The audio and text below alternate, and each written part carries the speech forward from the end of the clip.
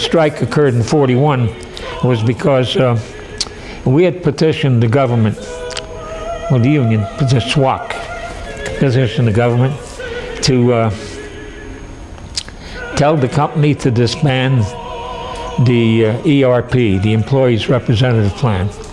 This was a plan, we called them brownies, because that was a union that the company started in the plant in order to keep the people happy that they have a union.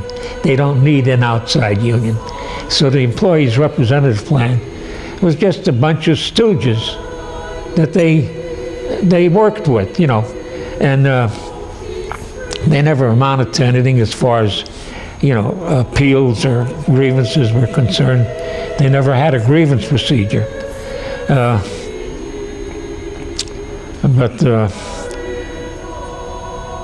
So the ERP was told to disband, that was illegal as far as the United States government was concerned. And they had a certain time for them to disband. Well, they didn't do it. And because they refused to do it, the steelworkers decided to go on strike. And I'll tell you something, most people don't know this, but we took an awful chance. The union would not have been represented, and the steel company, honestly, did not like the union. They wanted no organization to be involved with the company. And that's going back when they started. And it didn't start in the Bethlehem Plant till 1939, when the union got their feet in and organized the CIO in the union, in the company, because the company didn't want it. Now, it was very hard, and when I was growing up in the early 40s, that they had the big strike, and cars were upset, and people were getting hurt and maimed by Pinkerton and state police. Then it got to the point the company was recognizing the union more and more. In 1941, in the month of March, a situation occurred in the city which involved the state police and the local police. That's when a strike had ensued involving the unions and management. We were called in to assist the city police, who were having a difficult time trying to keep things in order, trying to maintain traffic control and other business in the locality so that they could function the city properly and at the same time provide public safety. And so the night that the state police came in, and then the community and the people involved then felt the full impact of the state police, who tried to take over the control of the situation, which they did very well.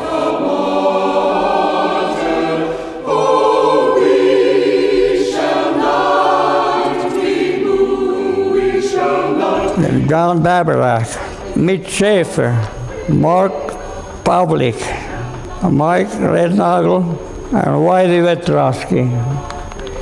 They started the union.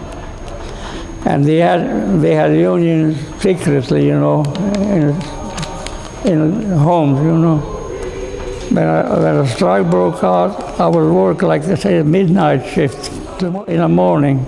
I was in the picket line on the 3rd Street, see, and the gate is down for it, you know. So our line was broken because the chief of police wanted to go into Bethlehem still. So we just had to move. There was only 7, 8 guys, you know, on the 3rd Street, and there were about 6 guys down at the gate.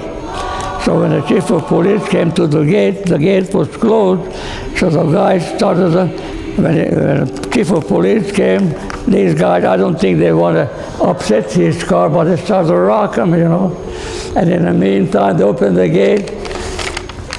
And then the chief of police went in, so that was the end of the war. I'm the first one. I got an arrow. That's on the 3rd Street. So during the police, he went down and he shot a gas bomb into the guy, dispersed him. And then the chief of police went in, that was the end of that. That was the first place to walk out, incidentally, during that 41 strike. I remember I was walking up the mold yard, as they called it, the bay in which the billets that were produced by the 35-inch mill were stored. And somebody went running past me and said, the plant's going out. And I walked on up toward the New Street extension, and there was Del Pazzo and a couple of his buddies waving their arms and saying, we're going out. And a lot of the men went out with them, not all of them. We brought people across the river in boats, people who wanted to come in. You could tell when the mill was rolling because bars, you could see the hot bars going back and forth and the reflection in the windows. And the guys outside decided they were going to stop that, and they started throwing bricks through the windows. Pennsylvania constabulary were brought into the plant in boxcars, complete with horses. They just got organized someplace where the strikers couldn't see them, and they opened the gates. The strikers started to come in, and the constabulary came down that ammunition alley and right at them. And nightsticks about this long, big, high, hard hat that. I was on the 4th floor of the building and watched this happen. It was not nice. I saw one state trooper jump his horse over a car. A guy had thrown a brick at him from the other side of the car, and he jumped his horse over the car and walloped the guy. The state police cordoned off Bethlehem, and at one time they wouldn't allow you in unless you could prove you lived here. Many of the men who stayed in, families were threatened by strikers. The reason the state police cordoned the place off was a lot of bums from the coal regions were coming down here and making the most of the strike. Cars were turned over on 3rd Street. Bethlehem policeman was beaten up. It was a dirty, nasty affair. I left, we were living out on Quincy Bent's place at that point.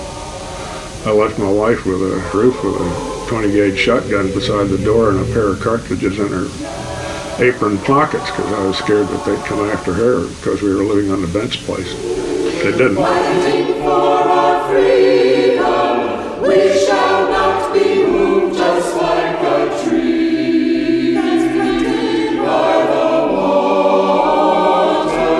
Oh, we shall not be moved, we shall not be moved. Union is our leader, we shall not be moved. Yes, the Union is our... He didn't even see the Unions coming. He died before they came in. He didn't see it. He died at 38 and they didn't come in until after 41. So if he would have seen that, I think it would have made him very happy because they got better benefits and the grave will wash themselves again.